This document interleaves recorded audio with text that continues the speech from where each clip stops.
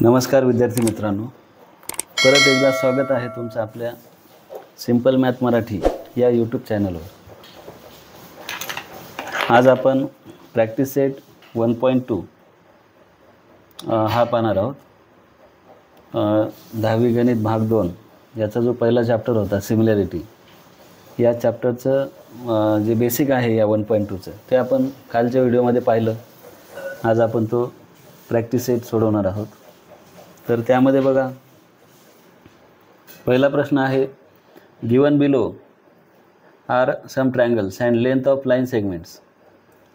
खाली काही ट्रायंगल्स दिलेले आहेत आणि काही त्या ट्रायंगलच्या ज्या लाईन सेगमेंट आहेत, रेषाखंड आहेत, त्यांच्या लांबी दिलेल्या आहेत। Identify in which figure ray P M is a bisector of triangle angle Q P R. आता या प्रत्येकामध्ये आपल्याला हे शोधायचं आहे की पी एम हा जो रे आहे तो या तिन्ही ट्रायंगलचा बायसेक्टर आहे का। आता या ट्रायंगलमध्ये जर पाहिलं आपण तर याचा पण हा बायसेक्टर पी एमच काढलेला आहे, ठीक आहे। इथे पण पी एमच आहे, या ठिकाणी सुद्धा काय आहे, पी एम आहे। तर हा जो आहे पी एम हा रेषाखंड तो या क्यू पी आर या अँगलचा बायसेक्टर आहे का, किंवा आता या ठिकाणी सुद्धा क्यू पी आर हाच अँगल आहे, या ठिकाणी पण काय आहे, क्यू पी आर, यांचा तो बायसेक्टर आहे का हे आपल्याला शोधायचं आहे। मग आता आपण काल एक प्रॉपर्टी पाहिली होती, ही प्रॉपर्टी होती, ते ही प्रॉपर्टी आपण पाहिली होती, property of N angle bisector of a triangle.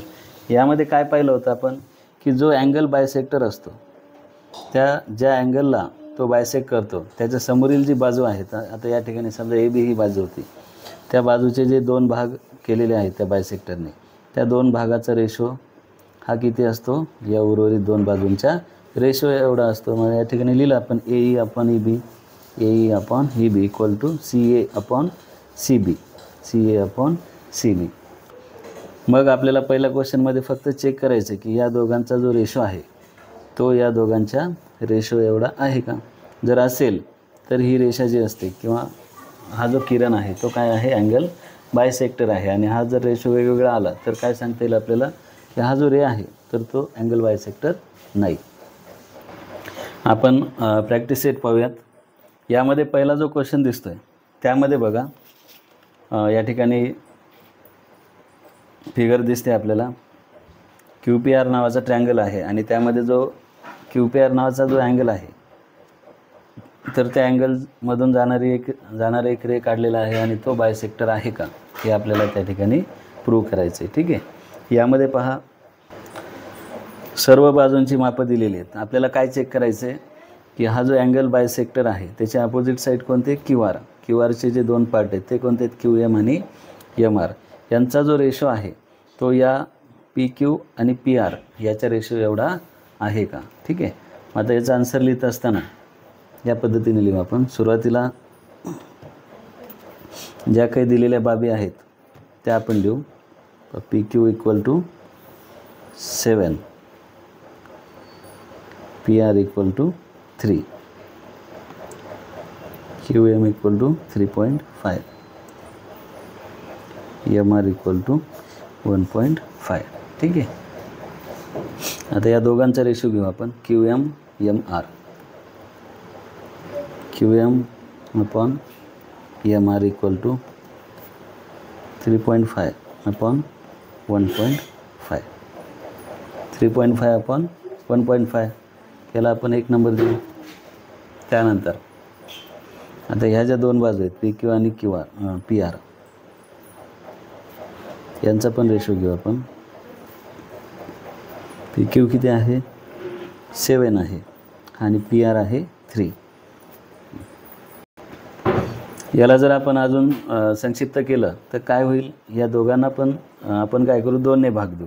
3ला जर 2ने भाग दिला तर उत्तर किती येईल, 1.5, आणि 7ला जर 2ने भाग दिला तर उत्तर येईल 3.5, म्हणजे 3.5 भागिले 1.5, याला आपण काय म्हणू, 2 नंबर, ठीक आहे। मग आता लक्ष द्या, पहिला जो रेशो आहे तो 3.5 अपॉन 1.5 असा आहे आणि दुसरा पण तोच आहे। मग आपण असं लिहू शकतो, फ्रॉम 1 and 2, 1 आणि 2 वरून काय सांगता येईल आपल्याला की ray P M is a bisector of angle Q P R. तर या क्यू पी आर या अँगलचा तो रे काय आहे, बायसेक्टर आहे. हे दोन रेशो जर इक्वल आले तरच तो काय असेल, बायसेक्टर असेल, अन्यथा तो बायसेक्टर नसेल. ठीक आहे. आणि हे आपण कशावरून लिहिलं, कुठल्या प्रॉपर्टीचा यूज केला या ठिकाणी, आपण अँगल बायसेक्टर थेरमचा यूज केला, म्हणजे property of an angle bisector theorem. दुसरा क्वेश्चन आपल्याला दिसतोय त्यामधलाच. यामध्ये पण काय करू आपण, R M upon M Q equal to P R upon P Q असं घेऊ. दोन्ही रेशो जर इक्वल आले तर तो काय असेल, बायसेक्टर असेल, अन्यथा तो बायसेक्टर नसेल. ठीक आहे. तर अगोदर काय करू आपण, या ज्या दिलेल्या बाजू आहेत तर त्यांची माप अगोदर लिहून घेऊ या ठिकाणी. आता बा याचं दुसऱ्याचं उत्तर, आर एम किती आहे 6, त्यानंतर एम क्यू आहे 8. ठीक आहे. पी आर आहे 7 आणि पी क्यू आहे 10. मग सुरुवातीला काय करायचं की यांचा रेशो घेऊ आपण, R M upon M Q. R M आहे 6, एम क्यू आहे 8. ठीक आहे. याला आपण काय करू, संक्षिप्त करू. दोघांना 2ने भाग जाईल, बेत्रिक 6 बेचौक 8 म्हणजे 3/4. ठीक आहे. आणि हे आपलं पहिलं इक्वेशन झालं.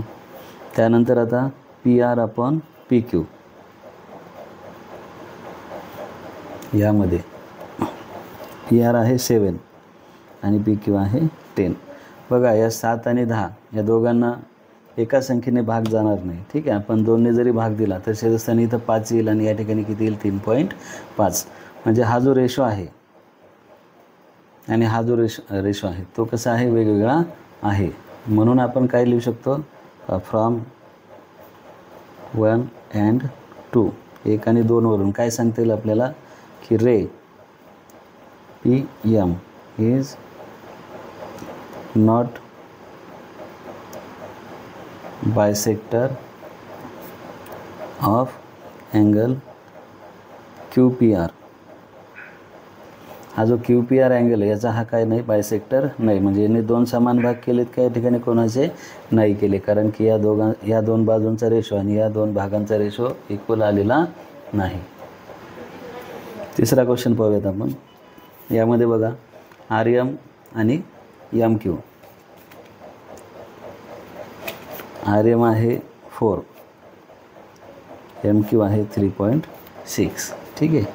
त्यानंतर काय पाहिजे आपल्याला, पी आर 10 दिलेला आहे आणि पी क्यू 9 आहे.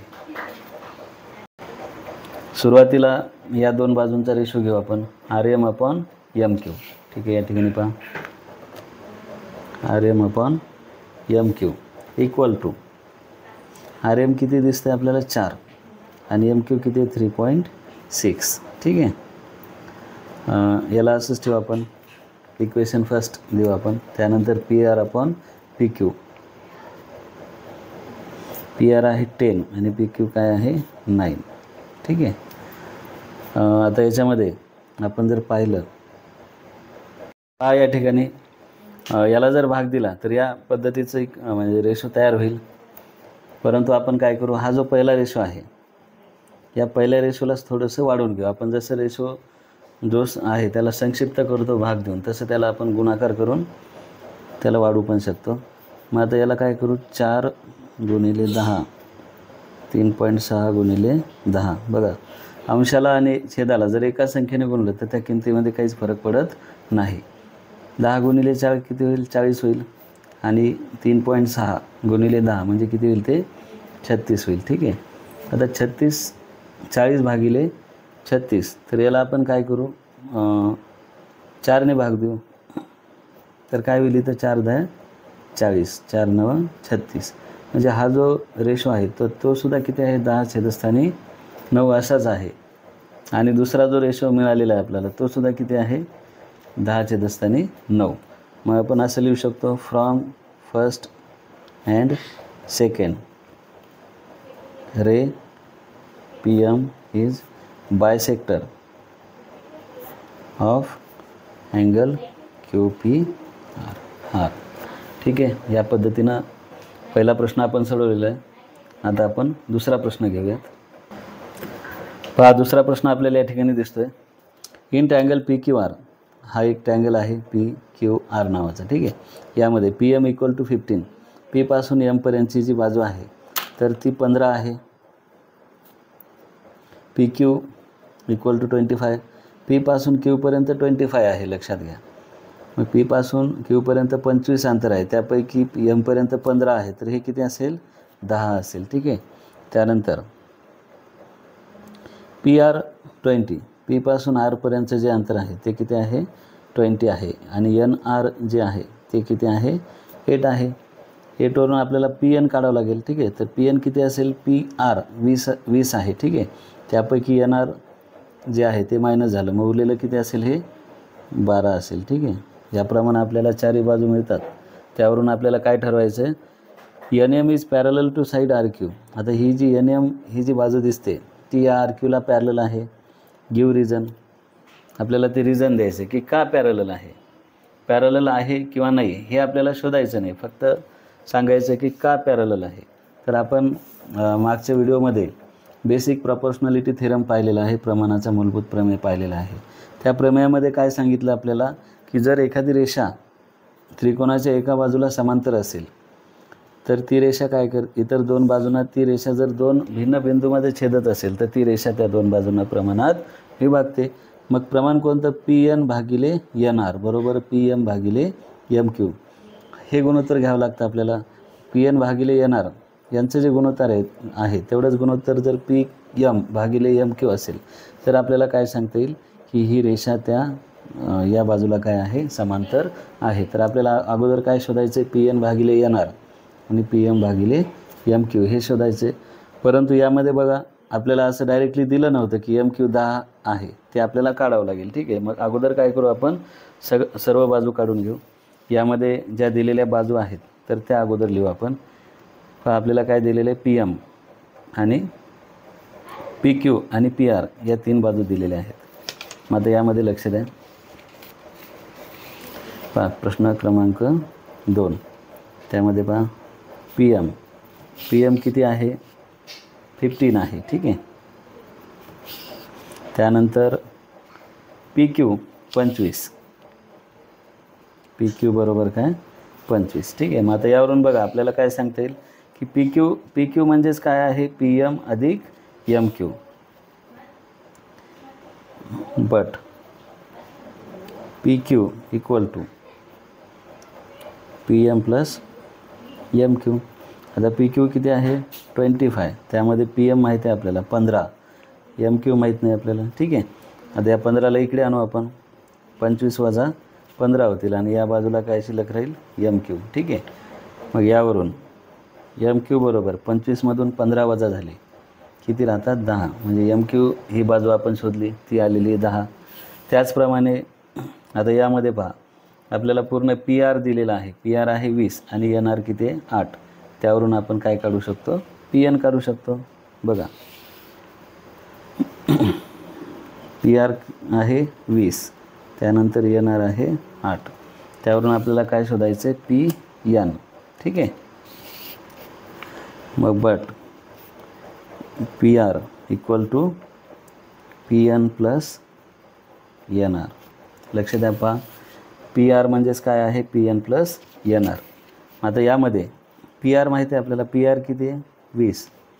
त्यानंतर पी एन आपल्याला माहिती नाही. ठीक आहे, मग पी एनच्या जागी पी एन घेऊ आपण. एन आर माहिती, एन आर किती? 8. या 8ला इकडे आणू आपण. 20 वजा 8 बरोबर काय?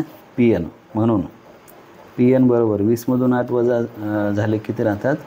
12 राहतात. पी एन पण आपण काढलेले, ते किती आहे? 12 आहे. ठीक आहे, मग आता आपल्याला काय करायचं आहे पहा. पी एन भागिले एन आर आणि पी एम भागिले एम क्यू यांचं गुणोत्तर घ्यायचं आहे. आता पहा या ठिकाणी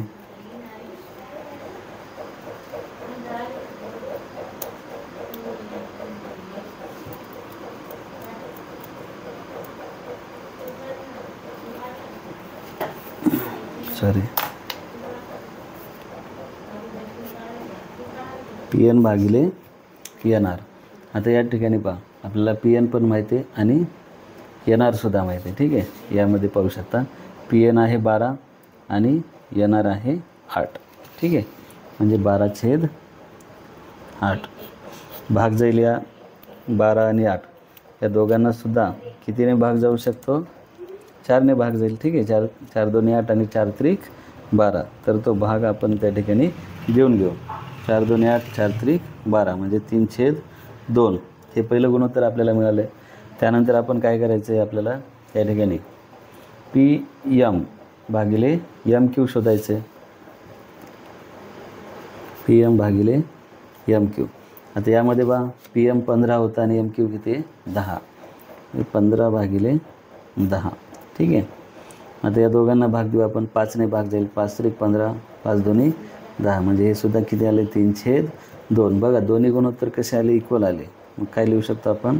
फ्रॉम फर्स्ट अँड सेकंड 1 आणि 2 वरून दोन्ही गुणोत्तर जर हे समान असतील, या 2 भागांचं आणि या 2 भागांचं, तर काय सांगू शकतो की ही रेषा काय असते? पॅरलल असते. कोणत्या बाजूला? या आर क्यूला. From 1 and 2 N M is parallel to side. कोणती साईड आहे ती? R Q. ठीक आहे, आर क्यू. आणि याचं रिझन, याचं कारण आपल्याला या ठिकाणी लिहावं लागेल. कशावरून लिहिलं आहे आपण हे? Converse of basic proportionality theorem. म्हणजे जो आपला बेसिक प्रपोर्शनॅलिटी थेरम आहे त्याचा जो व्यत्यास आहे कन्व्हर्स, त्यावरून आपण हे स्टेटमेंट लिहिलेलं आहे. ठीक आहे, पहा या ठिकाणी दिसतं आहे. अशा पद्धतीनं आपण काय केलेलं त्याला पूर्णपणे सोडवलेलं आहे. ठीक आहे, आता आपण पुढचा प्रश्न घेऊयात. पहा question number 3. In triangle M N P नावाचा ट्रँगल दिसतो आहे. N Q is a bisector of angle N. हा जो एन क्यू आहे हा या एन नावाच्या अँगलचा काय आहे? बायसेक्टर आहे. म्हणजे या ठिकाणी काय केलेले त्याने? या कोणाचे 2 समान भाग केलेले. If M N equal to 5, एमपासून एनपर्यंतचं जे अंतर आहे ते किती आहे?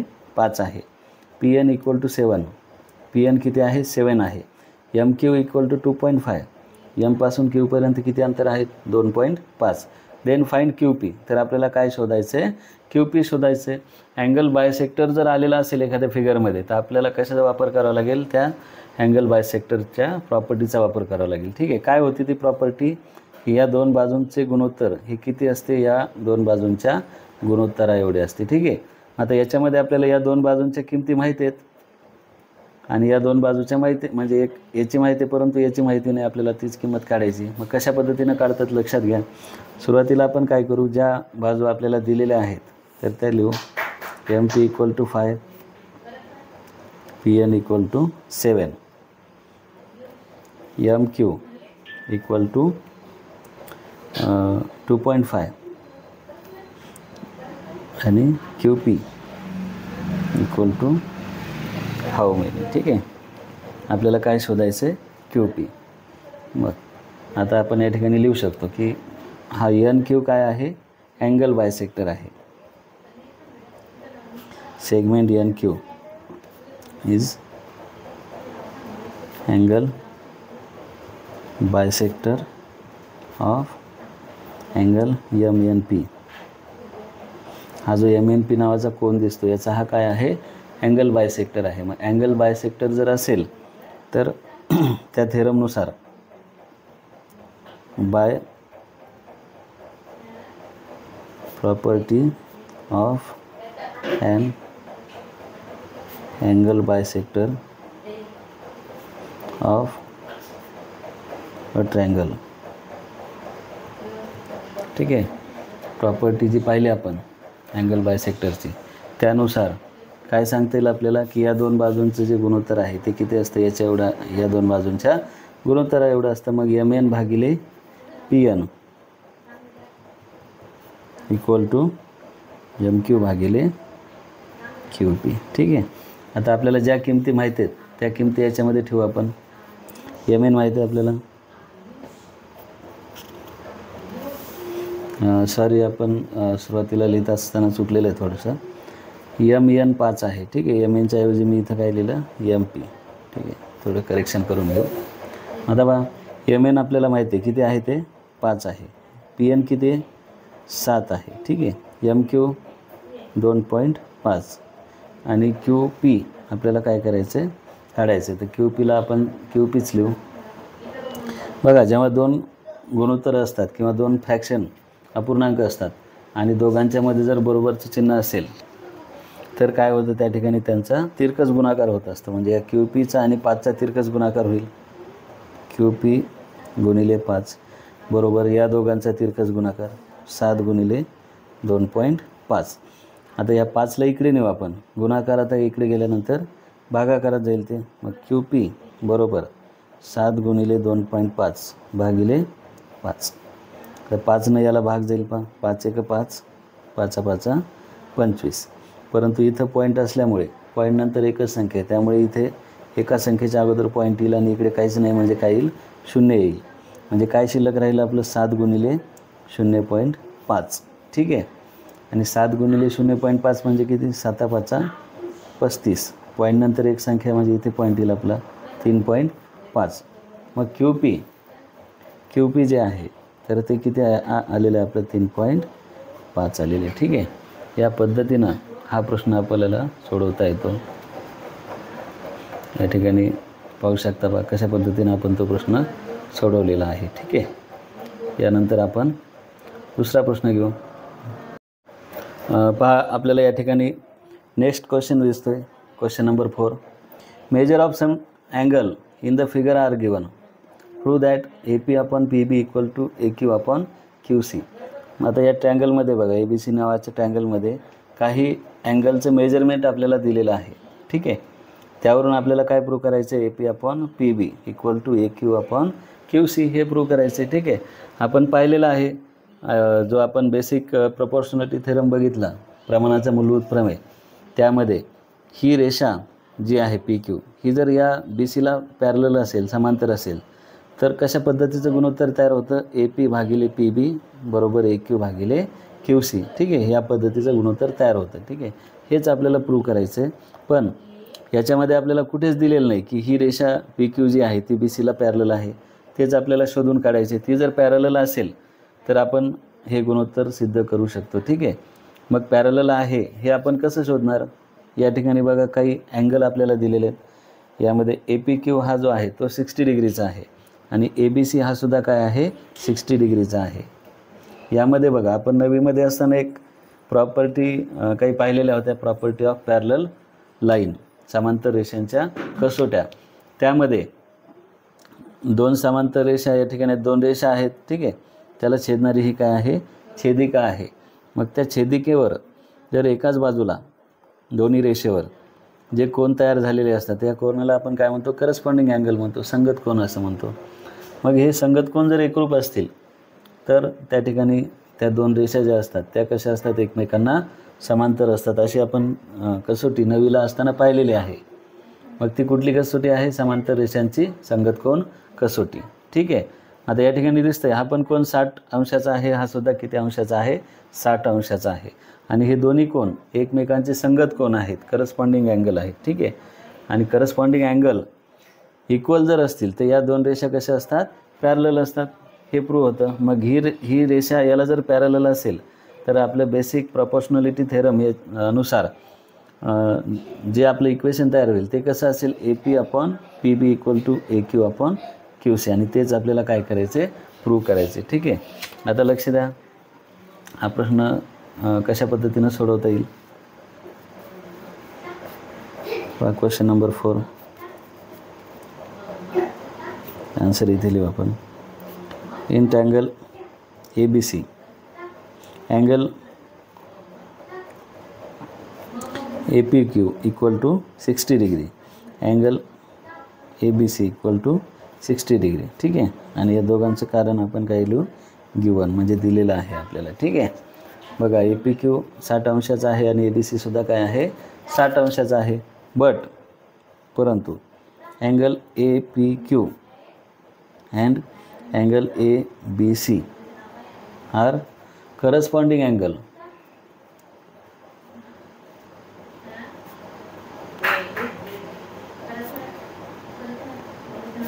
Of each other. हे काय आहेत? एकमेकांचे करस्पॉन्डिंग अँगल आहेत, एकमेकांचे संगत कोन आहेत. मग एकमेकांचे संगत कोन आहेत त्याचबरोबर कसे आहेत? ते इक्वल आहेत. त्यामुळे आपल्याला काय सांगता येईल की ह्या दोन रेषा कशा असतील? पॅरलल असतील. So that by property